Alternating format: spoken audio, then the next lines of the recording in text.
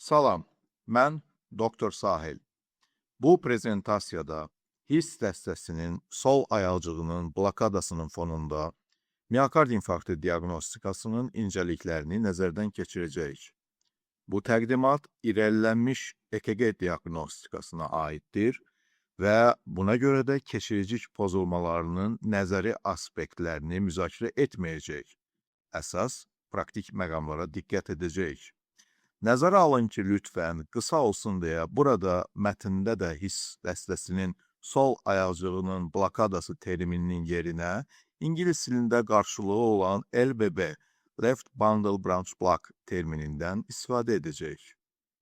Beləliklə, gəlin bir klinikalı baxaq. Bu xəstə 83 yaşlı qadındır, kəskin tənəffüs çatışmazlığı və arterial təzyiqi 200-100 mm civə sütunu olmaqla təcili yardım bölməsinə müraciət etmişdir.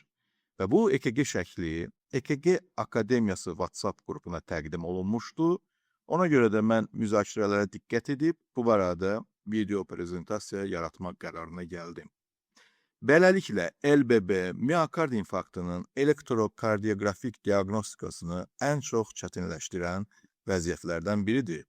Çünki LBB zamanı mədəciklərin depolarizasiyası dəyişdiyi kimi, repolarizasiya da dəyişir və nəticədə ST segmenti ilə T dalğasında ikincili dəyişikliklər yaranır. Normal ürəkdə septum soldan sağa depolarizasiya olunur. LBB zamanı isə əvvəlcə sağ mədəcik, daha sonra isə gecikmiş şəkildə bir qədər sol mədəcik aktivləşir. Və bu səbəbdən QRS kompleksi genişlənir və ST dəyişiklikləri ikincili repolarizasiya dəyişiklikləri şəklində ortaya çıxır.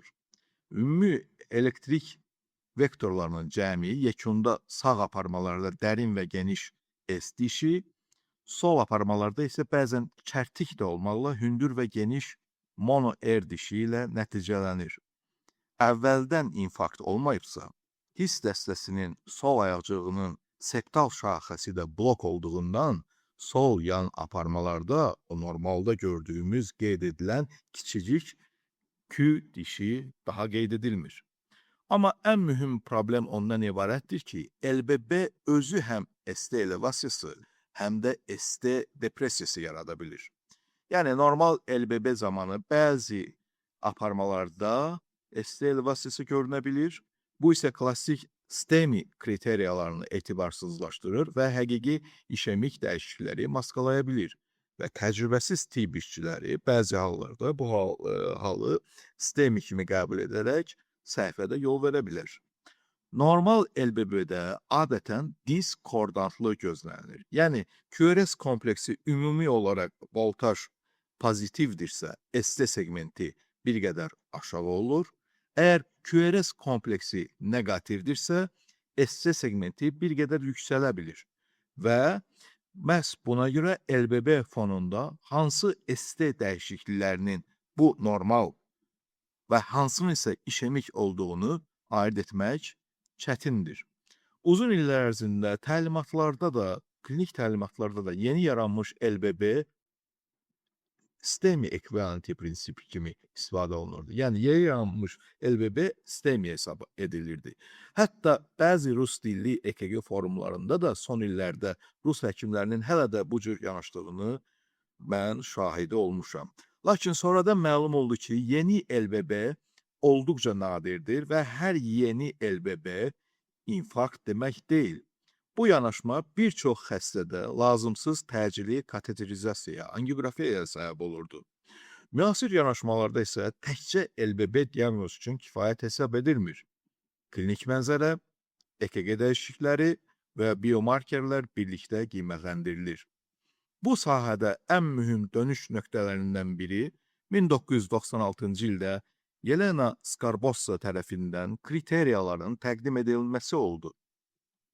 Orijinal Skarbossa kriteriyalarında 3 əsas meyar var idi. Birinci meyar, pozitiv QRS kompleksi olan aparmalarda ən azından 1 mm-lik konkordant ST elevasiyasının olması. Yəni, hətta bir aparmada bu cür elevasiyanın olması bəhs edir ki, şəxsdə miokard infarktı barəsində qərar verilsin. Bu zaman konkordant ST elevasiyası dedikdə o nəzərdə tutulur ki, həm QRS, həm də ST segmenti eyni istiqamətdədir. Bu çox spesifik göstərici hesab olunur və bu Skarbasa kriteriyalarında 5 bal hesab olunur. İkinci meyar xüsusilə V1-dən V3-ə qədər olan aparmalarda konkordant ST depressiyasıdır. Bu isə posterior miokard infarktı əlaməti ola bilər və 3 bal hesab olunur. Üçüncü meyar isə diskordant ST elevasiyasının 5 mm-dən çox olması. Bu isə 2 bal hesab olunurdu. Skarbasa sistemi nə üçün belə deyilir? Skarbasa sistemi çünki bal prinsipi ilə işləyirdi və ümumi bal 3 və ya daha çox olduqda miokard infarktı ehtimalı yüksək sayılırdı. Lakin bu kriteriyaların əsas problemi aşağı dərəcəli həssaslığı idi. Bir çox infarktları həm qaçırılırdı, həm də yanlış diaqnoz qoyulurdu. Çünki həm də spesifikliyi az idi. Xüsusilə 5 mm diskordant ST elevasiyası meyarı çox problemlidir. Çünki böyük amplitudlu QRS komplekslərində 5 mm-lik elevasiya normal LBB-də də görünə bilər. Bu problemi aradan qaldırmaq üçün 2012-ci ildə professor Stephen Smith tərəfindən modifikasiya irəli sürüldü. Smith'in əsas yeniliyi proporsionallıq prinsipidir. Artıq ST elevasiyasının sadəcə mütləq ölçüsünə deyil, onun QRS kompleksinə, nisbətinə baxılırdı. Burada ST elevasiyası ən dərin S dalğasının amplitudasına bölünür. Əgər bu nisbət 0,25-dən 25%-dən böyükdürsə, yəni disproporsional ST elevasiyası varsa, bu okluzyon miokard infarktı lehine hesab olunur.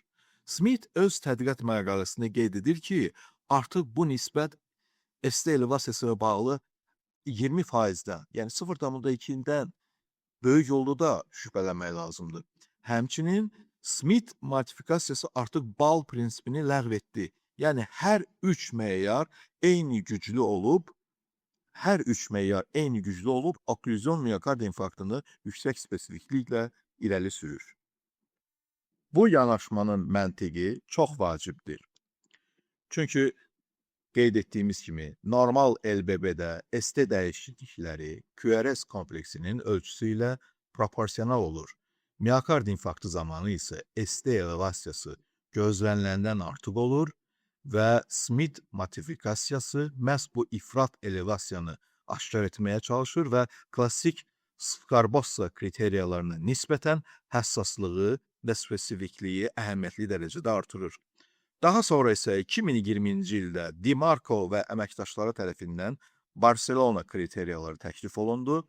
Bu yanaşmada həm ST elevasiyası, həm də ST depressiyası birlikdə qiymətləndirilir və burada əsas fikir ondan ibarətdir ki, kiçik amplitudalı QRS komplekslərində hətta cüzi ST dəyişikləri də belə patoloji ola bilər.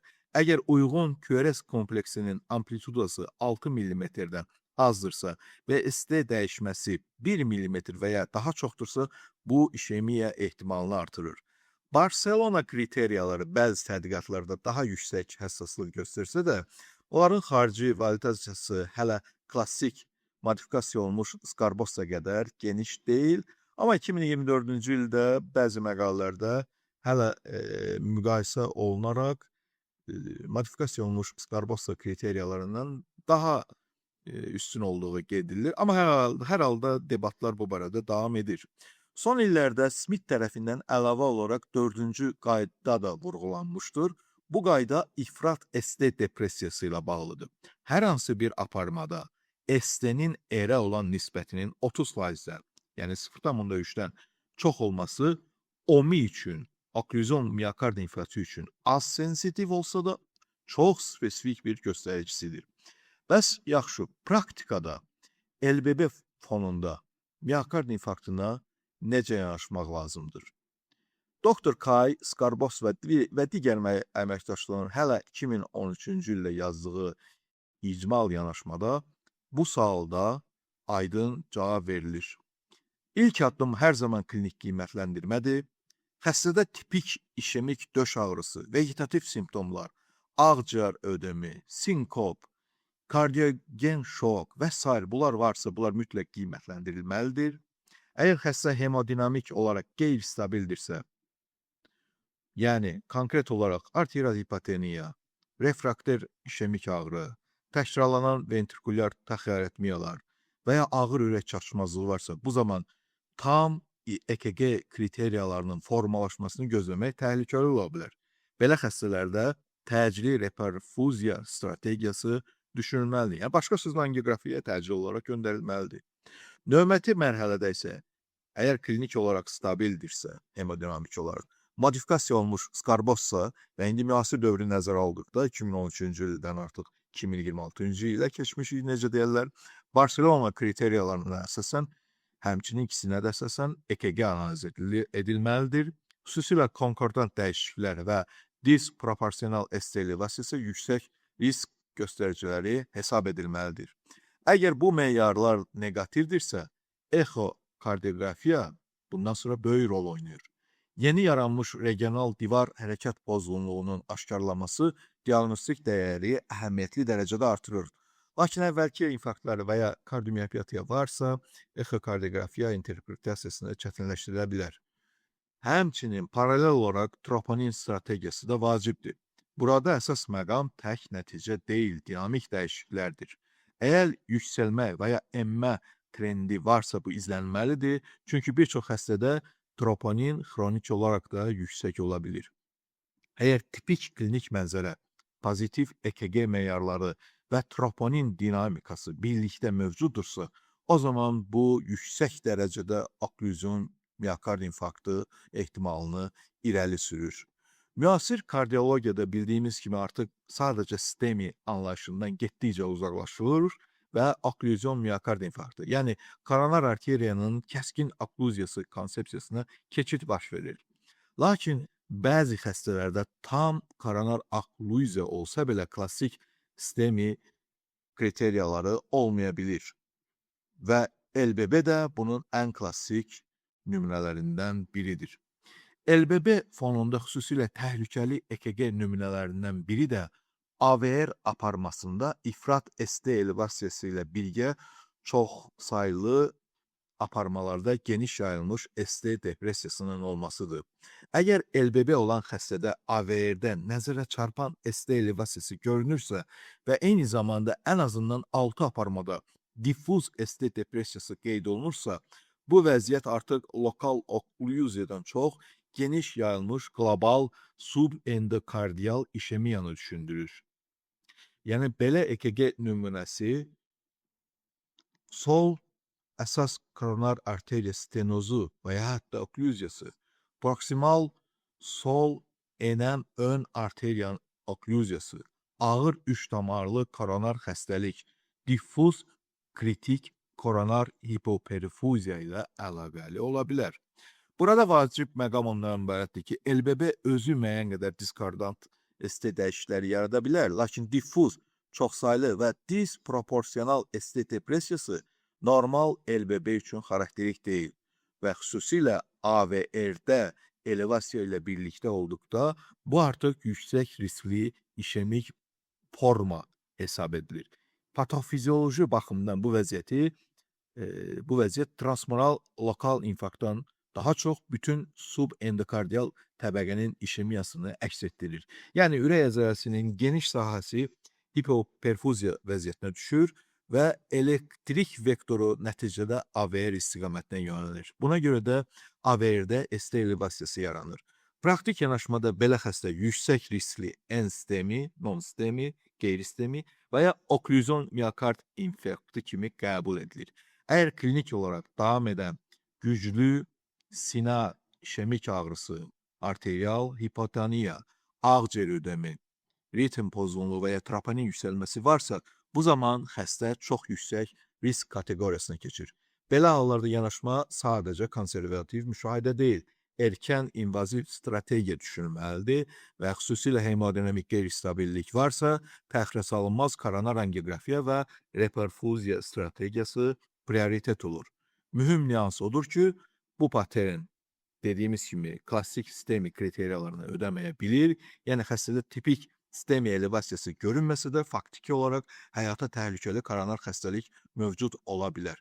Buna görə də müasir OMI konsepsiyasında AVR elevasiyası və difuz ST depressiyası klinik konteksti nəzərə alaraq çox ciddi xəbərdarlıq siqnalı hesab edilir. Amma yaxşı, bütün dediklərimiz konkret olaraq bu xəstəyə və ya bu EKG-yə aiddirmi? Bu vəziyyətdə konkret bu xəstə halında interpretasiya daha da mürəkkəbləşir. Çünki 83 yaşlı xəstədə ağır arterial hipertenziya və təngnəfəslik özü də difuz subendokardial işemiya yarada bilir və EKG-də AVR elevasiyası, çoxlu ST depressiyası patterninə səbəb ola bilər. Yəni mütləq deyir ki, burada məsələn, sol əsas tac arteriyanın stenozu olsun. Yəni bu mənada bu artıq qeyri-spesifik bir göstərici kimi nəzərdən keçirmək olar. Yəni belə xəstədə əsas məsələ tələbat və təchizat uyğunsuzluğu, yəni supply demand mismatch, miokardın oksigen tələbi ilə təchizatı arasında müvazənətsizliyi aid etməkdir. Konkret olaraq əgər arterial təzyiq 200-100 mm civə sunursa, sol mədərciyin afterload kəskin artır. Bu zaman miokard oksigen tələbatı yüksəlir, sol mədərci divarda gərginliyi artır, subendokardial perfuziya pisləşir, nəticədə difuz işemik EKG dəyişiklikləri yarana bilir. Üstəlik təngnəfəslik varsa, xüsusilə ağciyər ödemi, diastolik disfunksiya, hipoksemiya, taxikardiya kimi faktorlarda subendokardial işemiyanı daha da ağırlaşdıra bilir. Belə hallarda EKG forması kritik koronar stenoz və ya ikincili qlobal işemiya arasında diferensiyasiya tələb edir. Yəni ona görə də praktik yanaşma belə olur. Əvvəlcə xəstə stabilləşdirilir, yəni oksigenasiya, təzyiqin kontrollu azaldılması, ağciyər ödeminin müalicəsi, preload və afterloadun azaldılması, hipertenziv ağciyər ödemi varsa nitratların istifadəsi, qeyri-invaziv ventilyasiya, diuretiklər çox mühüm rol oynayır. Sonra seriyalı EKG və troponin dinamikası izlənir. Əgər təzyiq normallaşdıqdan sonra ST dəyişiklikləri geriləyirsə, troponin minimal yüksəlirsə və ya stabil qalıbsa, exokardiografiyada yeni regional divar hərəkəti pozğunluğu yoxdursa, artıq bu zaman vəziyyət daha çox dediyimiz o tələb təchizat işemiyası lehinə və ya ikinci tip miokard infarktı lehinə olur. Amma əgər ağrı davam edirsə, troponin sürətlə artırsa, exokardiografiyada yeni regional hipokineziya varsa, hemodinamika pisləşirsə, EKG dəyişiklikləri davamlı olaraq gedirsə, yəni qalırsa daha doğrusu, davam edirsə, bu zaman kritik koronar xəstəlik və ya OMI ehtimalı yüksəlir və invaziv yanaşma tələb oluna bilər. Yaşlı hipertenziv xəstələrdə çox vacib klinik səhvlərdən biri budur. Bütün difuz ST depressiyasını avtomatik sol əsas okluziyası hesab etmək. Yəni burada ehtiyatlı olmaq lazımdır.